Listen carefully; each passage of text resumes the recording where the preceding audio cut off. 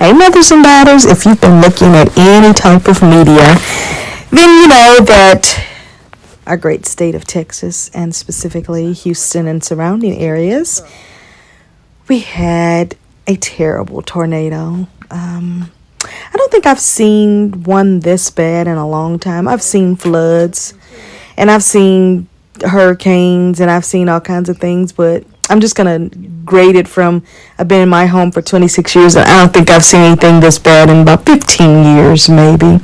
Now, the flood we had in 2017, yes, it was horrible, but it was extra horrible when they opened up the, waterways and things like that. But as you can tell by the pictures, I am talking about it even more because this is the first time in 26 years I ever had any type of issue. So let me take you down my little journey. So buckle up and get ready. And I'm not on camera because I didn't want to get too excited or too emotional or any of all that stuff. So here's what happened. So I was minding my business as usual. Y'all know I always start my stories out.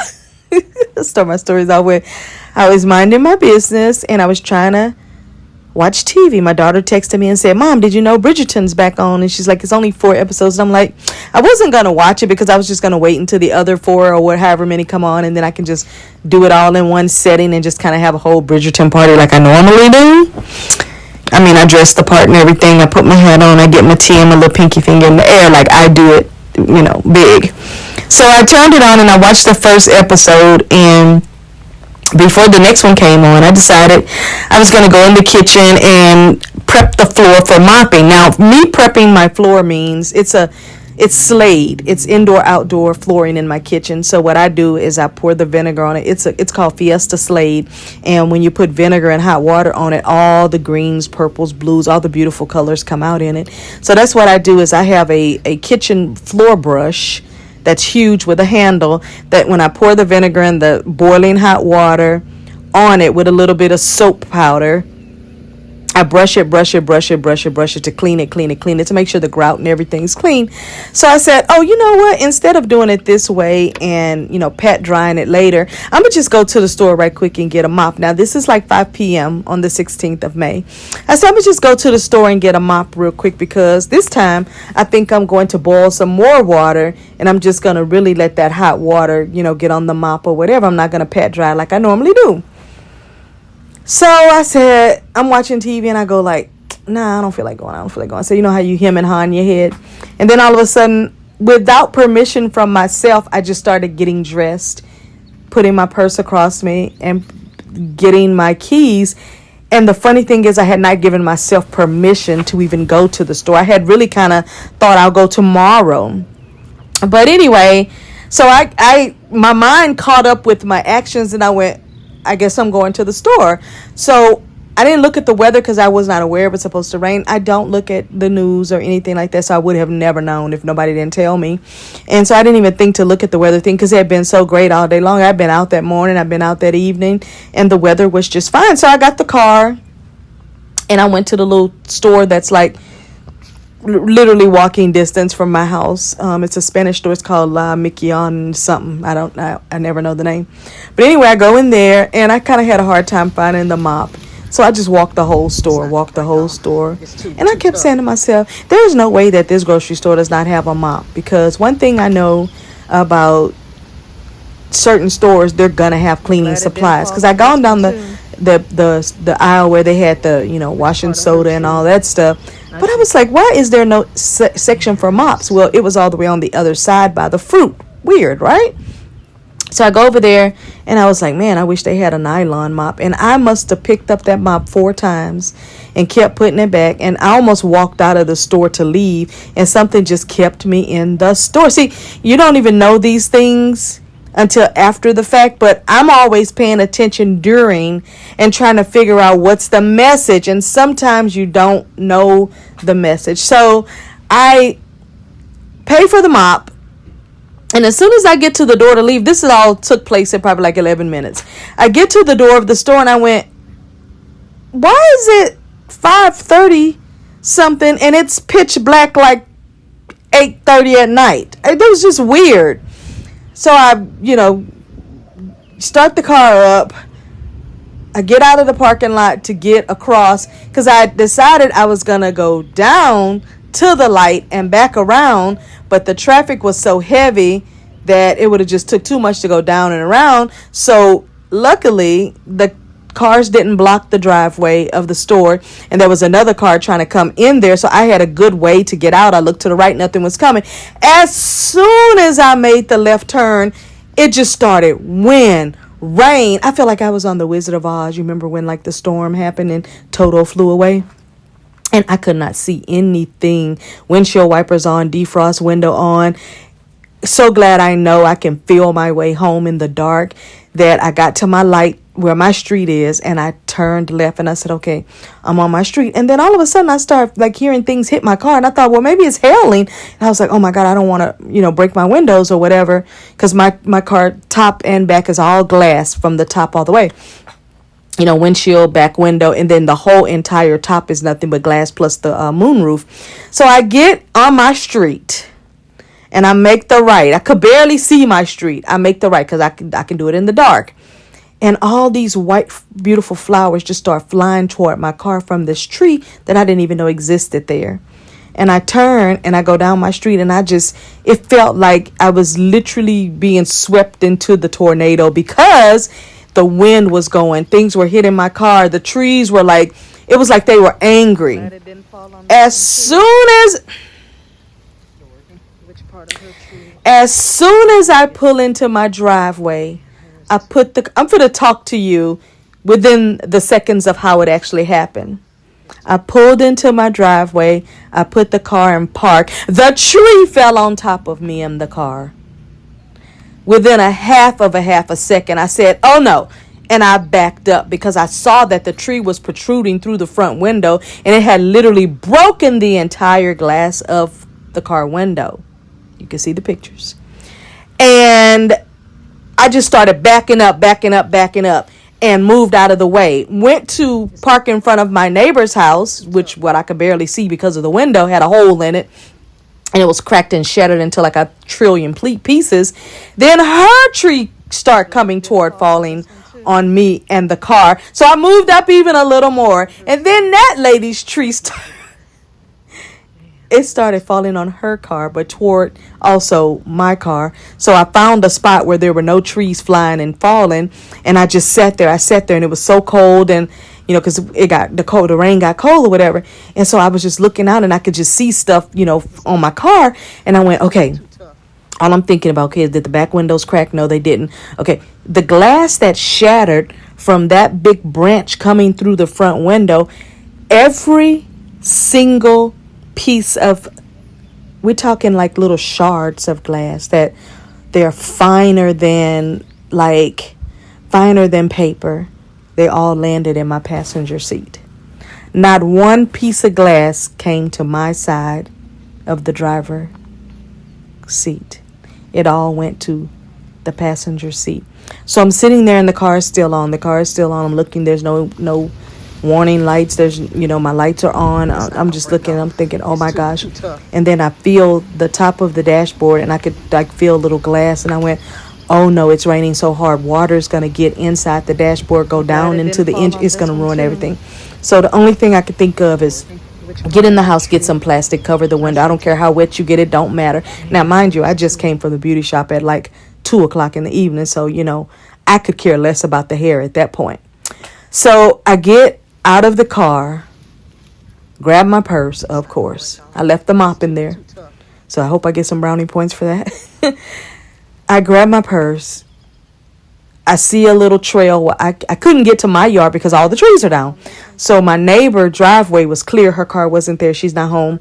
So I go to the front of her house, fall down, get back up, go to the front of my other car that's in the yard, go around that way into the front of the house. Water is, when I say it was dumping on me, it was dumping.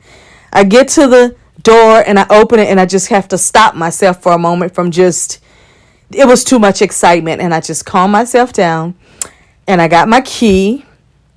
And I opened the door because I already had the key in my hand before I even got out the car because I needed to be ready to get in the house. I get in the house. I'm so wet that I'm bringing in just loads of water. I didn't even care. I don't wear shoes in certain parts of my house. So I get to my bedroom. The shoes are off. And I'm dripping wet. And I get into the house. Now, here's the part you need to know. I leave my house a lot and I don't take a cell phone with me because I don't care about this stuff, okay? I use it for what I'm going to use it for, and what I don't need it for, I leave it home. So both of my cell phones, both of my iPads, everything, the phones were on the charger, the iPads on the bed. I said, remember back to the story, I'm just going to run out real quick. It's walking distance almost. I'm just going to drive real quick, get the mop, and come back. I'm going to start Bridgerton season 3, episode 2 when I get back. The plan was in my head, okay? So I didn't need the phone to just go real quick. You know, you never think like you're going to need that emergency phone to go do what you're going to do. So anyway, I get in the house, and the first thing I do is I call my son, and I said, I'm telling him the tree fell on my car with me in it, blah, blah, blah. I explained to him what happened. I'm like, do you have any plastic? He's like, yeah, I'll bring some plastic. So he gets over here, coming down the main street. He was coming, trees down everywhere. He almost couldn't even get to me because there's like funnel cloud, tornado, just stuff going on out there. Still today, 24 hours later, the cleanup is still happening. I've now, of course, got my yard guy here. He brought his crew, cleaned up the front and the back, and we got that cleaned up. And now I got to figure out another plan for these 7 trees that are around my house that I have loved for 26 years. They have provided me with so much shade, and I'm a tree hugger. I go hug them every now and then. They've provided me with so much coolness in the house when it's summertime and I don't have to have the air past 77 or 76. I mean, I hate to get rid of the trees, but now with this happening, and again, never happened in 26 years of me being in my home. So again, there was no urgency because it never happened, is what I'm trying to tell you. So anyway, my son gets here. He's got something. We find something to put on the windshield. He said, no water really got in there because the rain is pretty much has stopped. In the way the hole is in the window, it would have to just be poured in there a certain kind of way. So we get the front window covered. He gets it done really neatly. I knew he could. And so the car is, down the street in front of the neighbor's house. And he had to go out and help the neighbor get the get the tree off of her car because she is past 85. And so he went to go get the tree off of her car. It didn't damage it or anything. It just, fell on it. But it did not damage or anything like that. Maybe scratches or whatever. But I will tell you one thing that I love about my little Mini Cooper is that it's made of pure steel. And I'm telling you, if I had not had the rack on top of it, when the tree fell, all of that glass would have been all over my face, back, neck, and everything because it would have just crushed it. But because I had such a tough, authentic Mini Cooper rack on top of my car, it kind of stopped it. Now, when I start backing up, because the way it happened is like this. Listen to me. I pulled in my yard. I put my car in park. The tree falls on top of me. I start backing up. It ripped the rack off the top. Now, that thing has been on there since 2018. Tough as nails. I've gone only the speed limit, of course. And it has never, had any kind of issue or anything. And it ripped it completely off of the car. And we've since picked it up and recovered all the pieces. It's just fine. It's heavy as heck, but I didn't even know it was that heavy. But backing up, moved to the side, another tree coming, moved to the side, another tree coming, moved. It was just literally all happened. Me pulling into the driveway with the tree falling was literally a 5-second or 3-second. Let me see. Pull up, one, car and park. It was a 2-second occurrence. If I'd been slower coming into the street, 2 seconds, it wouldn't have hit the car. It would have just been trees down. It just was so freaky and weird the way it happened. It just, again, in 26 years, I never had any kind of issue. But there's the pictures from all of the action of what happened. My neighbor trees, of course, are down. We've both, I got my guy to fix her tree as well because she gave permission and paid him to do hers because she's not home for the weekend. And then some other people paid him to come and get their trees up too. So he did really well today with the business, which is what he was supposed to do. He was supposed to find out who he could help on this street and make the money that he and his brothers, and it was like 6 men out there, needed to make today. And I was happy to pay him because, when things like that happen, we have to remember that's the reason, we have these God-given talents to be able to work, is so that we have money for emergencies. We have money for these type of occurrences, and we have money to be able to make life a little bit easier and a little bit better for ourselves. Here I am, 24 hours that I've recorded this. I can't post anything yet, so by the time you see this, it'll probably be several days later, or who knows how many days later. But this all occurred on May 16th. I'm recording this on May 17th. Who knows when I'm going to have power or internet or anything to get it up, for you to see. But this is why I'm just so thankful and feel so blessed to be able to work and do it the way I want to do it, so that I can have money to make things easier, to make life better, to be able to clean a mess like that up in 24 hours, because I'm sure there's someone who, may not be able to do it that way. So I'm just saying, we never know when something's going to happen, but we always have to be preparing for woulda, coulda, shoulda. And that's kind of the mode that I live in, is preparing for the woulda, coulda, shoulda, because it never fails that there's always a showing of if you would have. Because I went back through my head and I went, if I would not have voluntarily or involuntarily gotten dressed and my body was moving me toward the car to go to the store, then that entire tree would have just fell on the car and rested there. Okay. If I had not continued to hem and haw over the little $6 mop, and the only reason why I was hemming and hawing over, because it wasn't a nylon mop, and that's what I prefer. It was more of a satin, and I don't like those kind of mops, really. I mean, I'm still thinking about I should take it back to the store, but I'm not even going to worry about it at this point. But if I wouldn't have been hemming and hawing over it, I would have gotten home too early and the tree would have still fallen on it. You know what I'm saying? If I wouldn't have taken my time and gotten back to my neighborhood, and that little 2-second occurrence, would have happened or not happened. All I'm saying is we just have to mentally, emotionally, and physically be prepared for whatever, because I looked at it as a blessing, because the tree didn't harm me, the glass didn't harm me, I didn't get crushed in the car. Part of her tree. I just need to get. I don't know what else to say. But that's my show for today, just talking about the storms and tornadoes that happened in the Houston, Texas area. We are used to all of this, by the way, for any of you looking at this and going, oh my gosh, I can never live in a place like that. We're used to it, just like the people that live in Utah and Colorado, and they get snowstorms and they get snowed in and freeze, because when their air goes out, it's freezing in the house or whatever. We all have something weather related wherever we live. I'm used to this. I could tell you back in the 80s when we had tornadoes and hurricanes that kept us in the house and kept us without power and put trees down in the yard and things like that. But again, I've been in my home for 26 years, and the only thing I've ever had was a fence come down, and that's it. But this time, the top thing that blows circulation into the attic, it flew off, but it flew. And let me tell you how funny.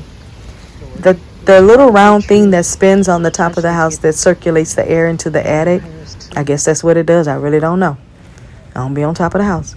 But listen, it fell down and landed right at the front door. I was literally looking out the door to see if it was still raining, and it flew off the house and landed right at the front door and just sat there, just right at my front door. Like, here I am. Other than that, I wouldn't have even known where it flew to if it had flown somewhere else.